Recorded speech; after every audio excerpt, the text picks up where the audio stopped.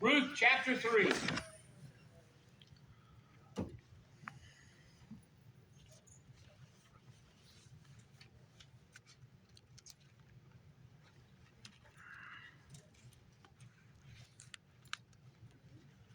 I forgot, and David won't announce it. His sister-in-law passed away. They had visitation tonight. And I think the funeral's tomorrow, right? Yeah. Tomorrow at 10. That's the boy. Is it at the church or at that funeral home? Uh, when, what was his brother's name? When Royce died, they had it at the cemetery, but because of the heat, they're going to have it at the funeral home. So, anyway.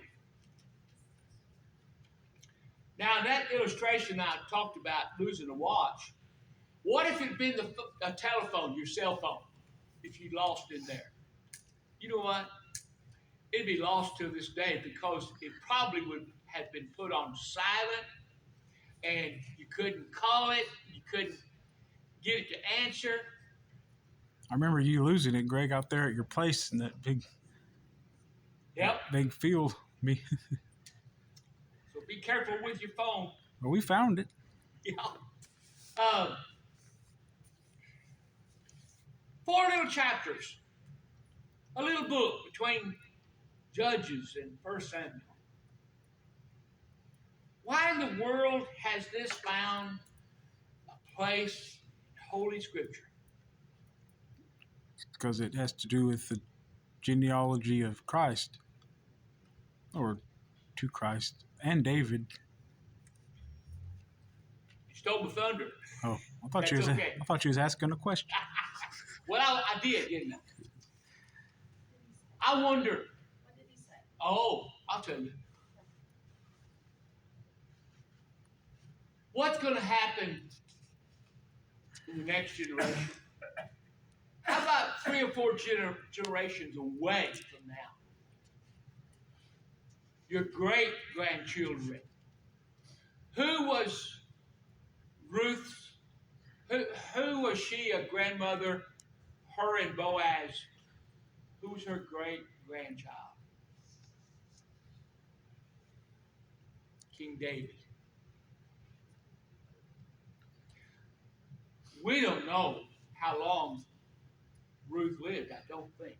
Did she live a long enough life to know that David, her great-grandson, would be king? Did they even have an inkling of the idea that from their loins, from their family, a Savior would come? We don't know what we can do today to make one of the greatest impacts upon the future of our family. I've heard of examples of where a man was converted and he converted his wife. And they had a lot of children. And from that one family going down the history, 3 or 4 generations, there's hundreds of Christians because of that one man being converted. We don't know. But that one choice we make today to better ourselves, to get an education, to influence a child, that child might grow up to be one of the greatest preachers ever stood behind the pulpit. But we have to dream, we have to think, we have to hope that what I'm doing is worthwhile now.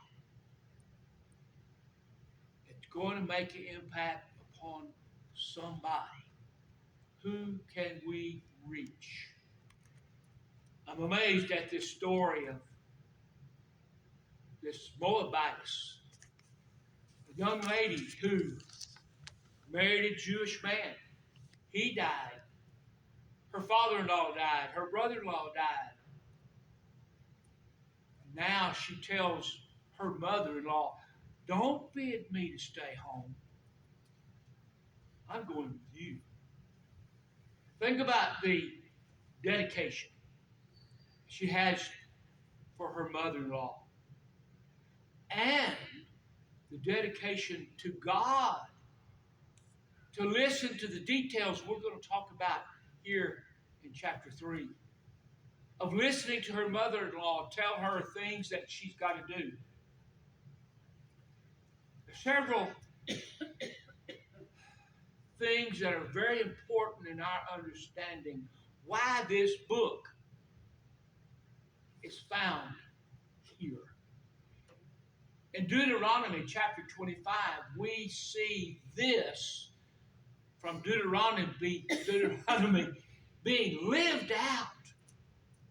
Here is a living example of what he told. As you go to Matthew,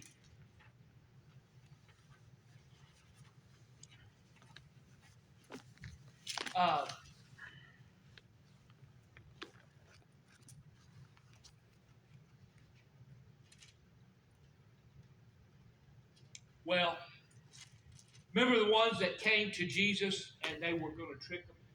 And they said, here's a husband that dies. And the brother takes the wife. And he dies. And she marries the next brother. And he dies. And they all die. And all of a sudden, she dies. And they're up in heaven and they ask Jesus, whose wife is she going to be? Because she married all of them. And of course, the teaching is there's no marriage in heaven. There's no giving and taking of being married. But this is based on based upon what is being taught. The Jews relied on genealogy. Do you know there's no evangelism in Judaism? Be converted to Moses. No, none of that. He was born in the family. The family taught the kids. And they virtually took it and they practiced it. Genealogy was important.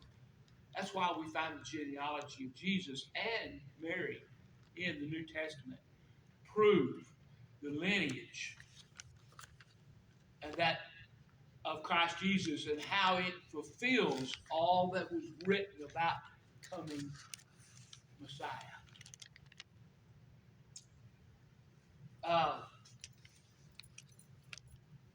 Go to chapter 3, verse 1. Naomi is concerned about her daughter-in-law. Now, King James uses a word that causes us a little confusion because of what's being asked. Doesn't sound like what you and I think. Then Naomi, her mother-in-law, said unto her, my daughter, I shall not seek rest for thee, that it may be well with thee. Well, that's a question. Shall I not seek rest for thee, that it may be well with thee? What kind of rest is he talking about? Has she been out working? Her body's tired? She's fatigued? Does she need a good night's rest? Does she need some sleep? No. Security. In Acts chapter 5, there was a squabble about the tables that were set to feed the widows. And there was a complaint. You're not serving a certain group of widows. And the deacons were selected so the apostles could keep ministering the word, and these deacons served and worked at those tables and made sure that the widows were taken care of. Why do you think widows needed help. They didn't have a man to provide security, a home, a livelihood. Why does Paul tell Timothy that young widows are to remarry? And only widows indeed can be helped by the church. I suggest out of the church treasury. Those widows indeed were those that had no children, no in-laws to help them. If they had family, the family was supposed to take care of the wife, the widow, the mother of the children. So here's Naomi concerned about her daughter. And just as Ruth has grown up learning about the God of the Jews, Naomi knows the traditions, the commandments of the Israelites. And she knew that she could go and find the nearest kin. Now, in Deuteronomy 25, it deals with brothers. That's how that was to be secured, where a man's brother would provide the next child that would take the dead man's name and inheritance and so forth. But this is a cousin. It still fits. It still is the way that Naomi says, okay, here's how we're going to get help. Well, up to this point, who's been doing all the work? Ruth. She's going to the field, gleaning, and morning till evening, working hard, picking up grain, wheat, whatever, barley, whatever it is that they're harvesting. And so here's the instructions that Naomi gives Ruth. Now I want us to know something right up front. There's nothing immoral, nothing indiscreet. There's nothing sinful that's being done between Ruth and Boaz. Boaz takes great care to protect Ruth's reputation. So here's the instructions. Ruth, you find out where Boaz is harvesting and where the threshing floor is. He's going to be there day and night till the harvest is finished and everything is done. And Ruth does that. And she's told, find out where he is, going to lay and sleep tonight. Then after he's refreshed himself, he's gone, he's eaten, and he's going to bed.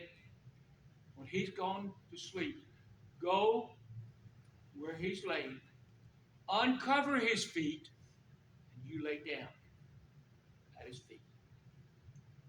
And in the night, sometime or other, he wakes up and he kicks or feels there's somebody here next to me. Who is this? I think I'd be startled too. I went to bed by myself and now there's somebody close by. What's going on here? Who is it? I'm Ruth. I'm Naomi's daughter-in-law. Now, what does Boaz know immediately? By the sign of uncovering his feet, he knows that she is pleading him to fulfill the Deuteronomy 25 law. He is to buy the estate for Naomi, and he is to, or has the choice, to marry Ruth and have her as wife, to bring up a child carrying the name of Elimelech. But he tells her, I don't have that right. We have to find the man that is of nearest kin to Naomi. We never do hear his name. And in chapter 4, we'll see this taking place. And he gets the elders and he gets witnesses, and they go and they sit at the gate. And the offer is made to this man. Here's your responsibility as nearest kin. And when he heard that he had the opportunity to buy her land, he's all for it, yes. But when he found out that Ruth went along with it, he said, I'm not allowed to do it. There was something, and I don't know that we understand completely why he refused. It wasn't necessarily because he was already married, because there's been multiple marriages before.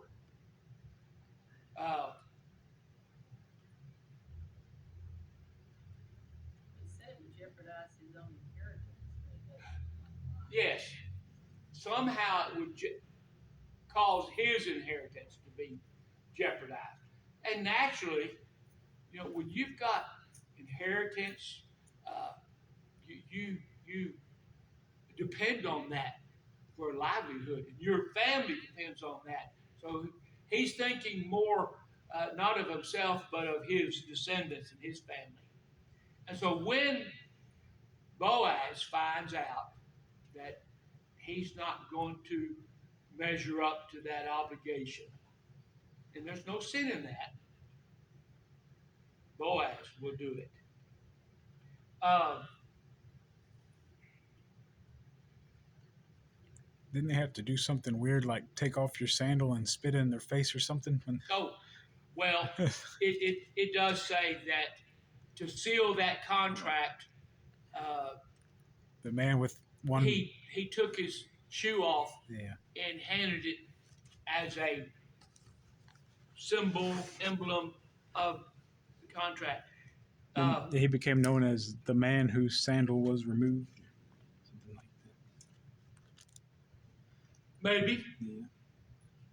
he's talking about the other kinsman. All over the world, people have different customs about how to buy and sell and to prove uh, ownership. Recently, the Karuli Church of Christ bought a piece of land, and it had a building on it, and they now have a building to worship in after some remodeling. But they're so delighted. They were able to find this piece of land, which was worth about $10,000, and they got it for $2,500. That's why I jumped on raising the money to get it. But Mbusa is one of the men I depend on, and I said, I know you'll take care of this purchase and do it right. They had to get legal representatives of the government, hire them. They had to get witnesses, hire them.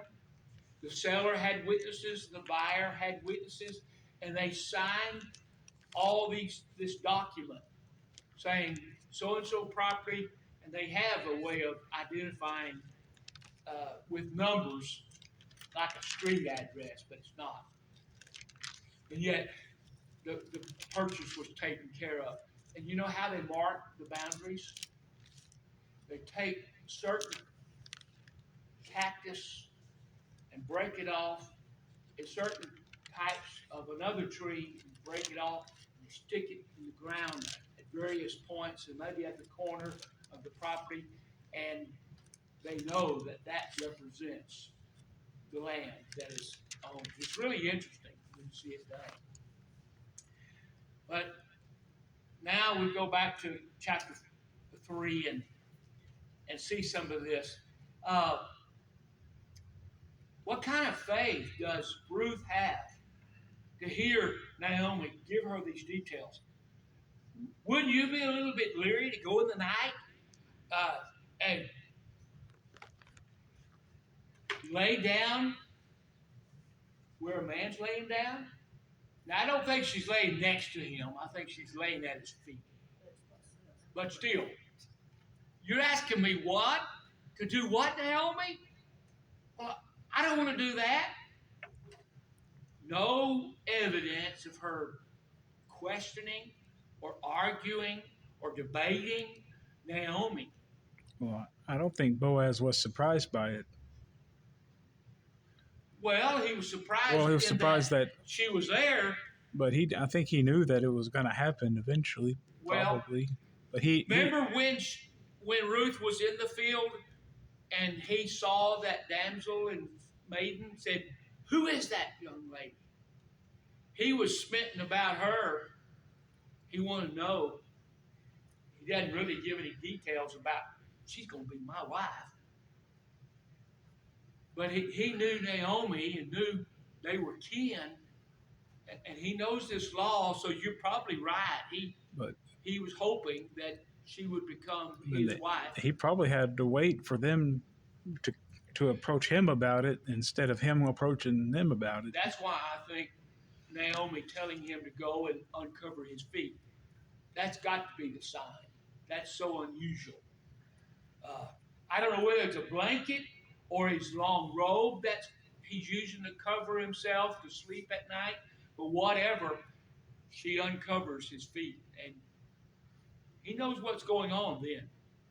He tells her, I will respond to this obligation if the near kinsman doesn't. That's in verse 13. I will do the part of a kinsman to thee. And he tells her, you lie down till the morning. He goes above and beyond in taking care of this young lady. He says, your reputation is intact. And it's going to be that way when you leave in the morning. And he gives instruction to the workers, do not let it be known that this woman came to the threshing floor in the night. What's he depending on there? His workers? That they are not gossipers. How many people would say, do you know what? Oh, that looks funny.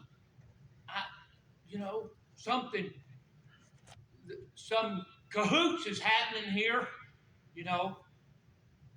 when we have been cautioned or commissioned to keep silent, to keep a secret, to keep confidence, someone coming to us and saying, I've got a problem.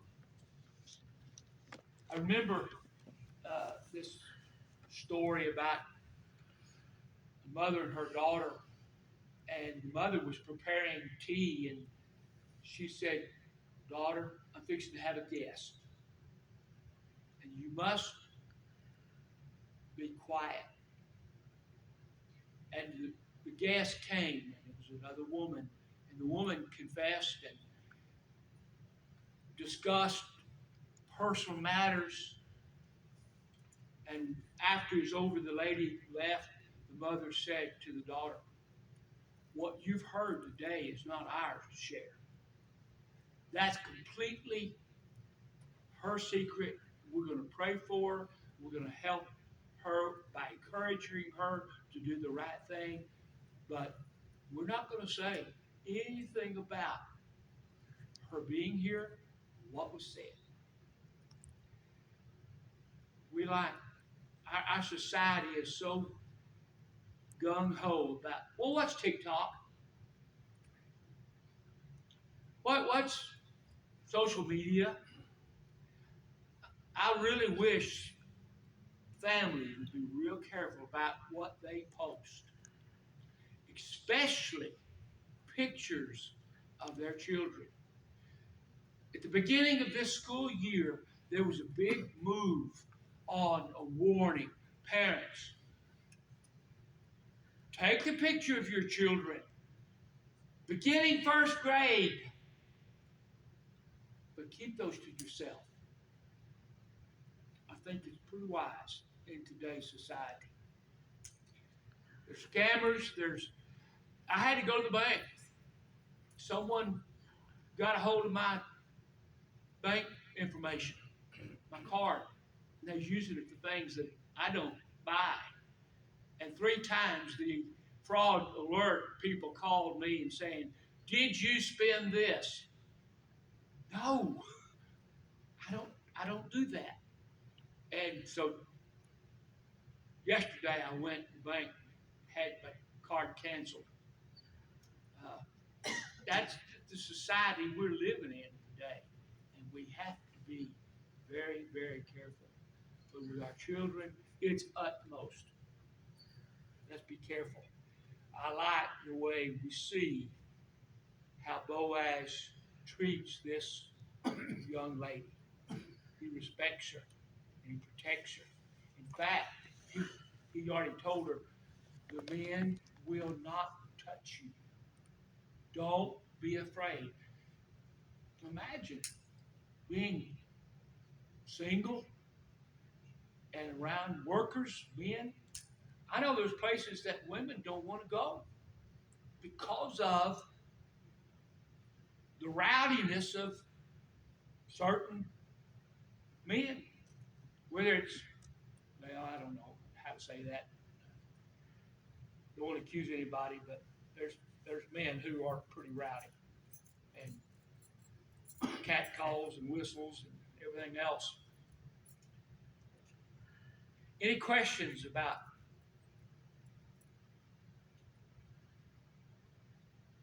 chapter 3? The New American Standard uses the word redeemed or redeemed throughout this chapter. Chapter 4? Chapter 3, or he that will redeem her, that is her redeemer. That's taking care of the inheritance and setting her future up to have a descendant that would take her husband's name and she would have an inheritance. I don't know that it's always the case that that kinsman will marry her and keep her as a wife. Might not necessarily be that every time, but just provide an heir that will live with her at her estate and so forth.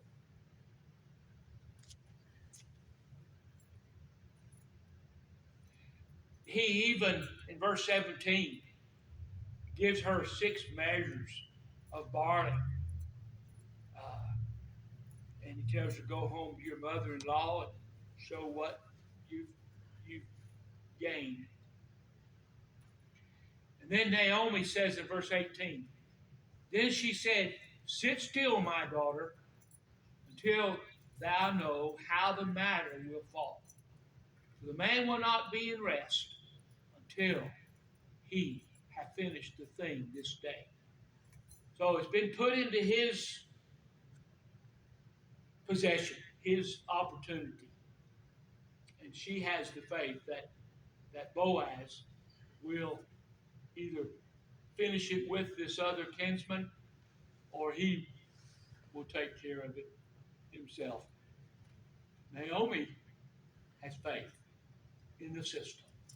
We need to have faith in what God tells us to do what he says, and we'll have the reward. Let's just keep going. If we finish tonight, that's fine.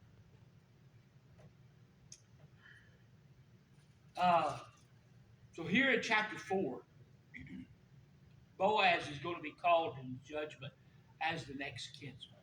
Let's read a little bit. Then went Boaz up to the gate. He sat him down, and behold, the kinsman of whom Boaz spoke came, in whom he said, ho, or yo, or hey, come here. Turn aside, sit down here. And he turned aside and he sat down. So he's inviting this man. He's got to know who Boaz is. They're probably kinsmen. Come here, cuz. Well, he calls him Let's friend. talk. What? He calls him friend. Friend says, "Come aside, friend." Your version says that? Yeah, Okay. New King James. Oh, okay. Well, I like that. And so he took 10 men of the rulers of the city, and they all sat down, and he said to the kinsman, Naomi, that has come again out of the country of Moab, sells a portion of land which was our brother Elimelech's. And I thought to advertise to you, saying, buy it before the inhabitants and before the elders of my people. If you will redeem it, redeem it. But if thou wilt not redeem it, then tell me, that I may know. For there is none to redeem it besides you, and I am after you. And he said, I will redeem it. Now, it's my thinking that he's going to buy it, but give it to her as the inheritance for her to live, and her descendants to live there, to have. Remember the year of Jubilee?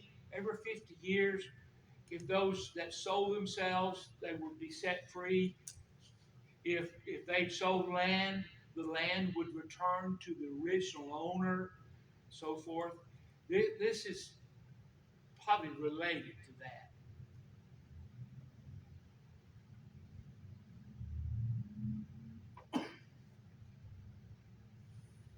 Verse 5, then said Boaz, what day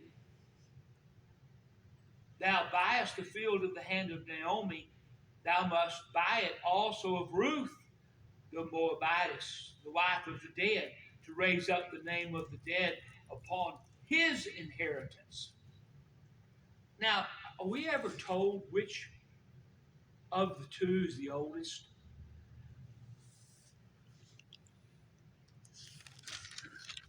What, Boaz and his relative? Uh, If Elimelech and his two sons. it said, it would be in chapter 1. It's verse 2. And the name of the man was Elimelech, and the name of his wife Naomi, and the name of his two sons Mahlon and Chilion. Chilion. Probably Mahlon was the oldest because he's mentioned first. That's kind of what I'm thinking. Well, if he was first, then what does he have?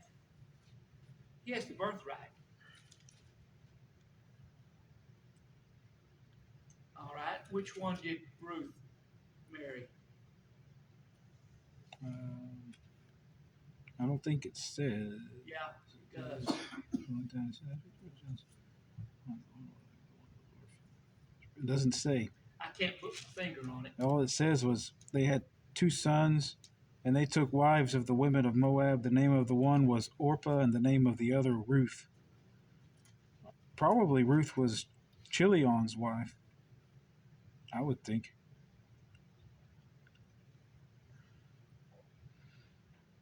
Because Well, that's something I'm gonna look into. But that came to my mind. If he's saying you also owe Ruth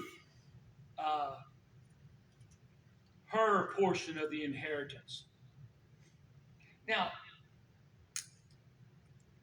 the firstborn doesn't get it all, so that's probably solves that. There is a portion of the inheritance that will go to the second son's family or the second sons. So, Verse 10 says she was the widow of verse 10. What chapter? chapter 4.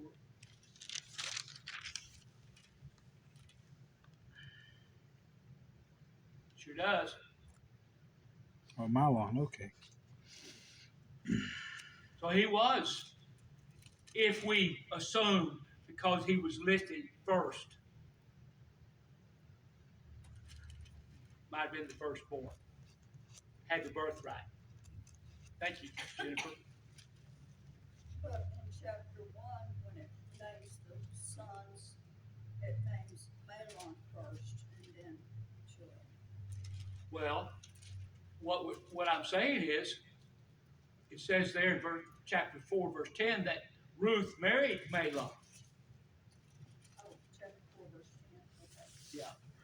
So he most likely had the birthright. Malon. Okay. No problem. And so the man says, I can't redeem it. Verse 7, now this was the manner in former time in Israel concerning redeeming and concerning changing, for to confirm all things, a man plucked off his shoe and gave it to his neighbor, and this was testimony in Israel. Therefore the kinsman said unto Boaz, buy it for thee, and so he drew off his shoe.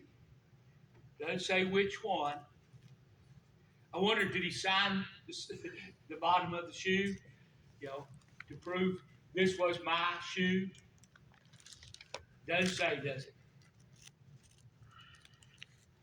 And so there's the elders and all the people, and they are witnesses, verse 9, that this was bought for Elimelech and his family, that they would be taken care of.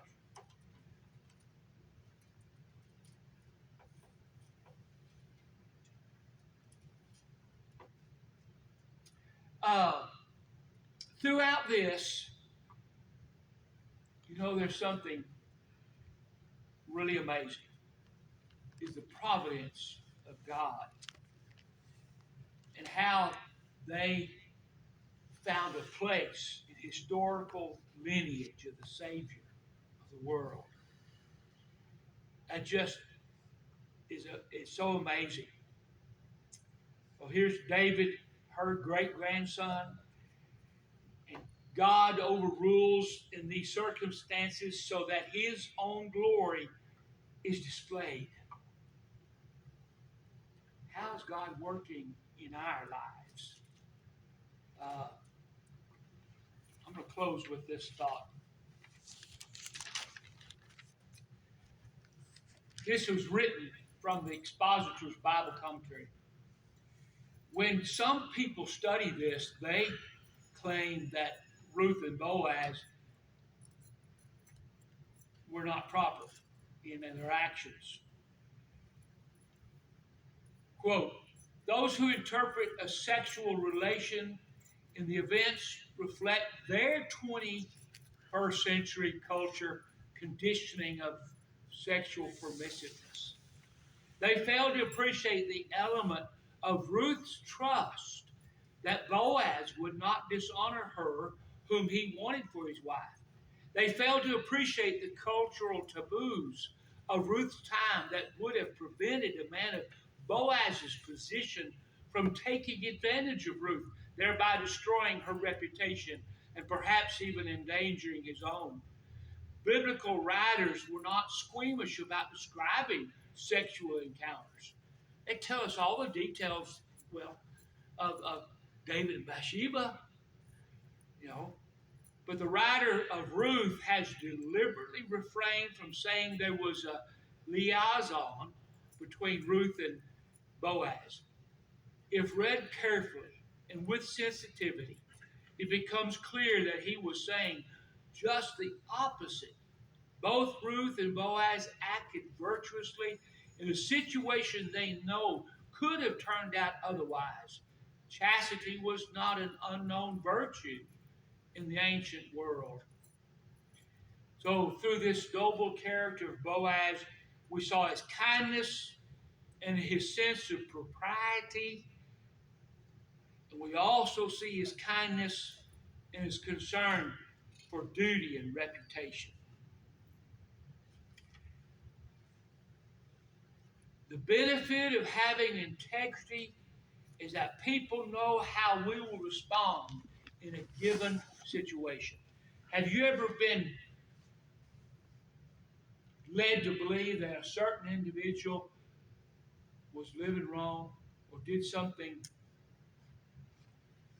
out of habit, but you, knowing their reputation, you was able to say, I don't believe it. I defend this man's integrity, his reputation. He already proven himself, and he's going to continue to prove himself. That's what we do for ourselves when we have such integrity for our word, for our moral behavior, and for our commitment to Jesus Christ and his church. The world will see. Thank you. I think pretty much we're finished with Ruth. I thought maybe we would go to Esther. You're dismissed.